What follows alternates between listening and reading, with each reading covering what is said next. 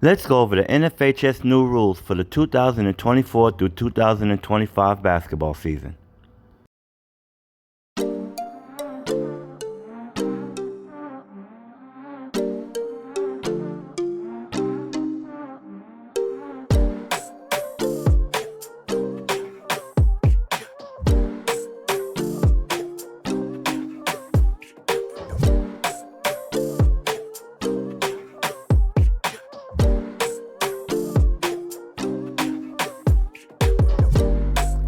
Let's review fake being fouled. Rule 4-49, 10-2-1G, and 10-4-6F changes the penalty for faking being fouled from a player technical to a warning for the first violation and a team technical for any subsequent offense. This allows officials to issue a warning before assessing a technical, and the technical will now be assessed to the team and not the player, lessening the severity of the penalty while addressing the behavior. This first clip shows an offensive player fake being fouled, while the second clip shows a defensive player.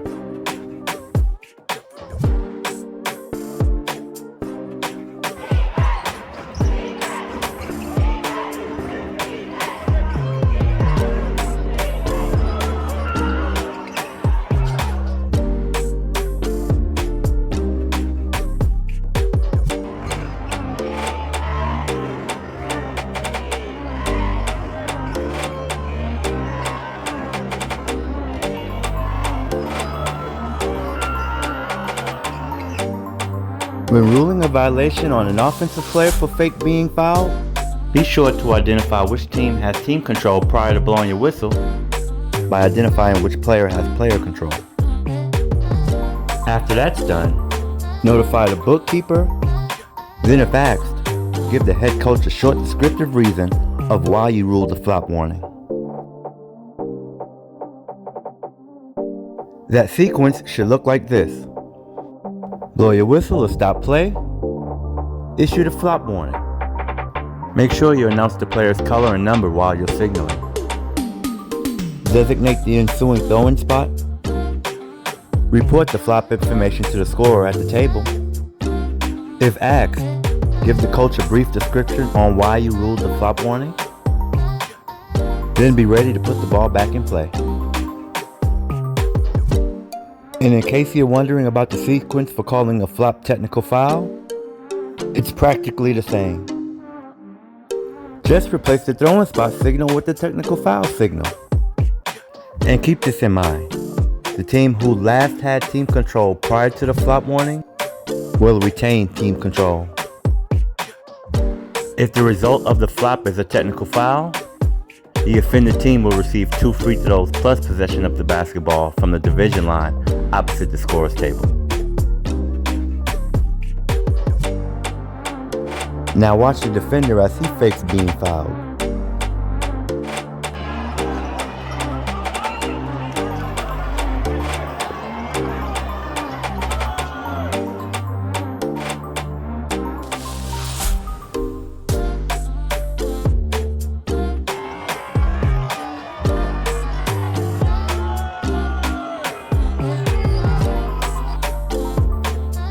When it's time to penalize the defense for faking being fouled, signal immediately, but don't blow your whistle. It's more important to wait for the play to complete, rather than stop the play for issuing a fake being fouled warning.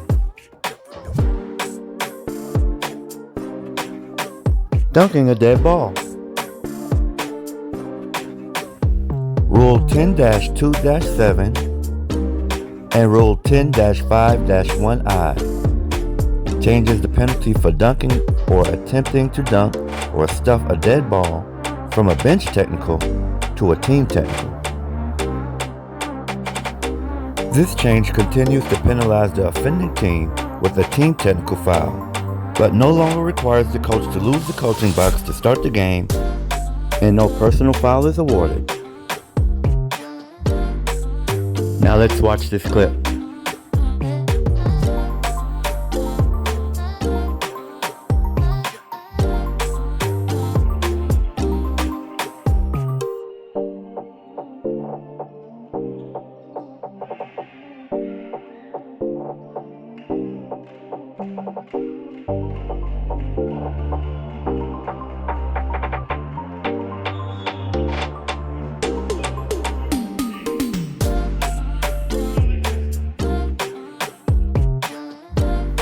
Administrative technical foul.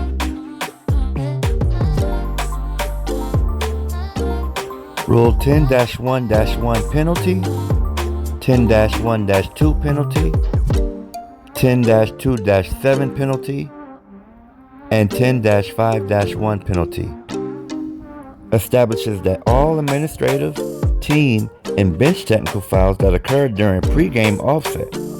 No free throws are awarded, and the game will start with a jump ball, and the head coach does not lose the privilege of the coaching box. This clarifies that an equal number of technical fouls committed by both teams during the pregame offset, and establishes how the game will start after offsetting technical fouls. Contacting the net. Rule 4-6-1 creates an exception to basket interference by allowing a player to touch only the net while the ball is on or within the basket, provided that the contact did not affect the ball. This allows play to continue unless the contact of the net affects the try for goal. Here's a video of what that looks like.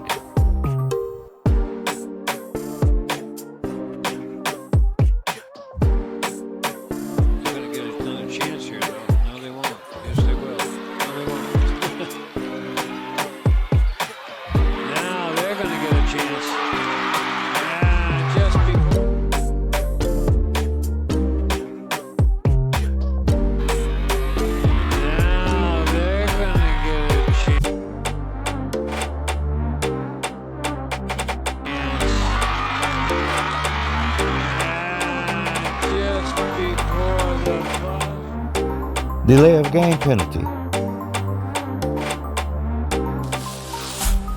Rule 4-47-5, 10-2-1G, and 10-4-5B changes the penalty for failing to immediately pass the ball to the near official when a whistle sounds from a player technical to a warning for delay for the first violation and a team technical for any subsequent offense. This allows officials to issue a warning before assessing a technical, and the technical will now be assessed to the team and not the player, lessening the severity of the penalty while addressing the behavior. Oh look, another video. Let's watch.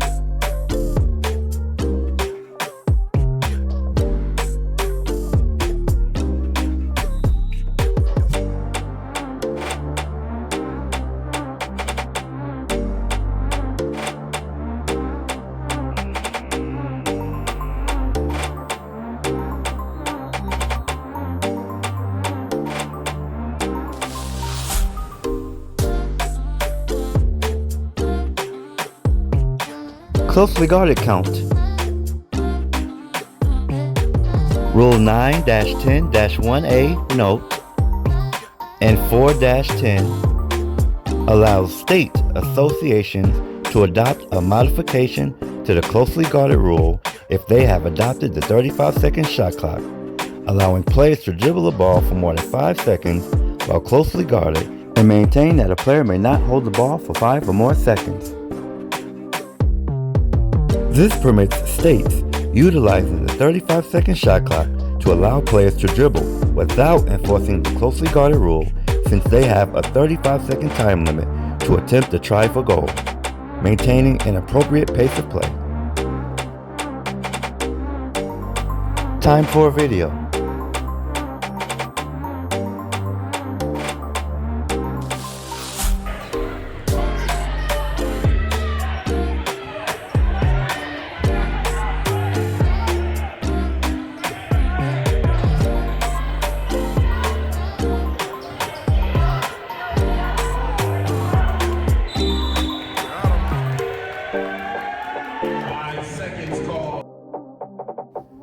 With this rule change, the 5-second closely guarded count will only apply when the offensive player is holding the ball, not during a dribble. Proper procedure for handling blood. Rule 3-7-7 allows 20 seconds for a player to address any minor blood on the body or uniform without leaving the game. If the blood cannot be appropriately covered or cleaned within 20 seconds, the head coach may take a timeout to address the issue or substitute for the player. This provides a short interval of time to handle a blood-related issue without delaying the game, while still addressing the health-related concerns associated with blood on a player. Are you ready for another clip? Here you go.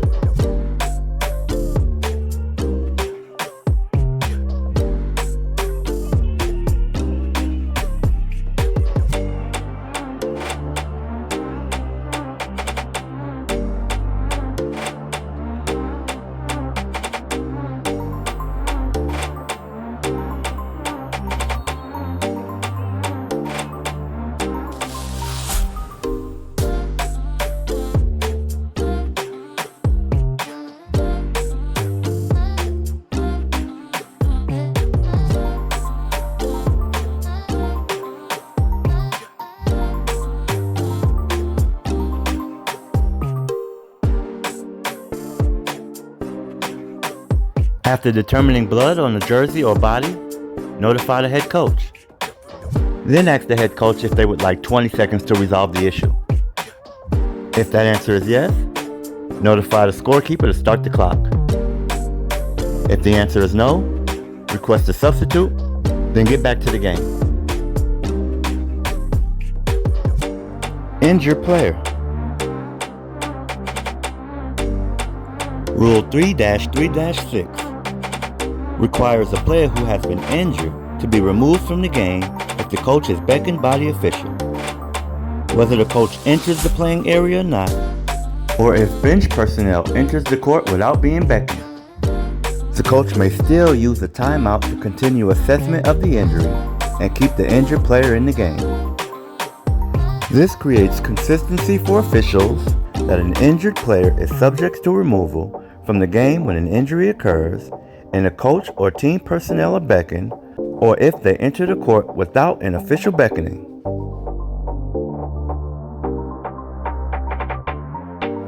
Let's watch and learn.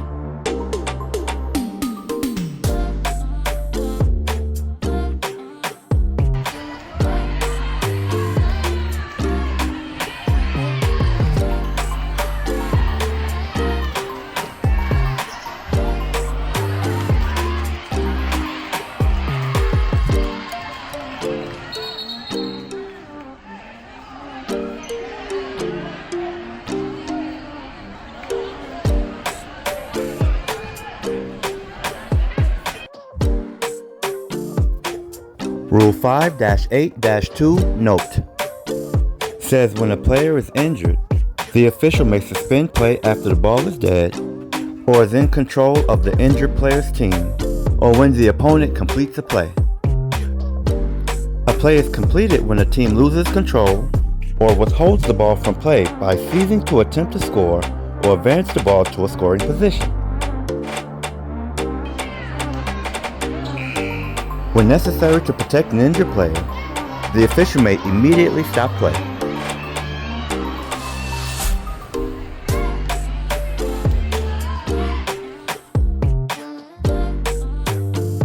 A lot of things can happen in that amount of time. Oh, he's down, keeled over almost. He's not getting up. They're playing 4-on-5 right now. And it's tipped in, and they're going to have to call timeout because I'm not sure exactly what happened. We have to go back to a replay. We're not possible, but we'd have to go to a replay to see exactly what happened to him. Liberty's claiming an elbow, but I didn't see it, so I'm not going to comment. Yeah, it was kind of a wide screen at the time when it all happened. like he got him in the throat area, maybe. Yeah. He's having a hard time breathing. And he may have to go in the blue tent. He's trying to stay in the game is what he's trying to do.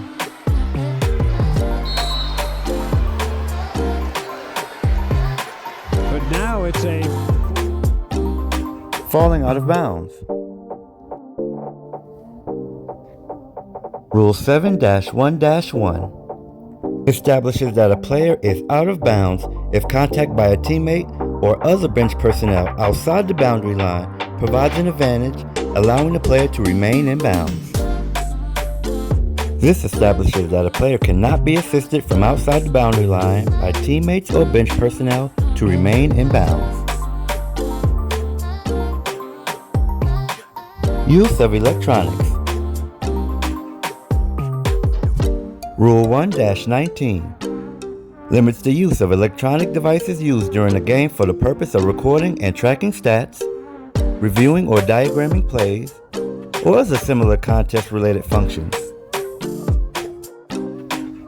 This clarifies the type of electronic devices that are allowed during the game, prohibiting the use of voice and video recording devices worn during a contest.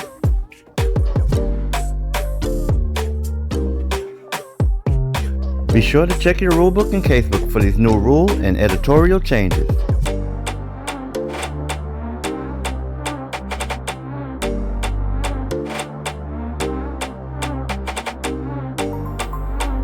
And don't forget about the points of emphasis for the NFHS 2024 through 2025 basketball season.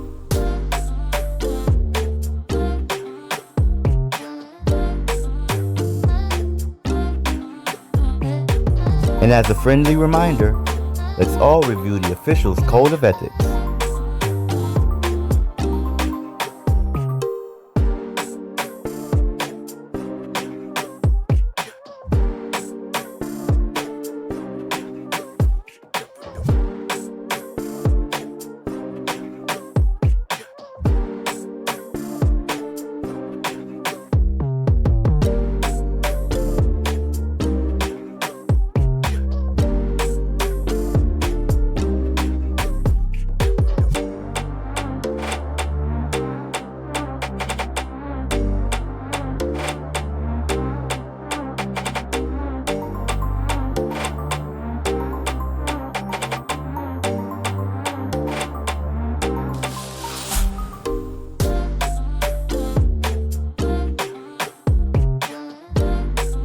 Hit the thumbs up button if you enjoyed this video.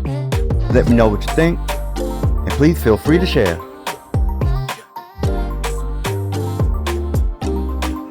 I'm the Professor, and thanks for watching.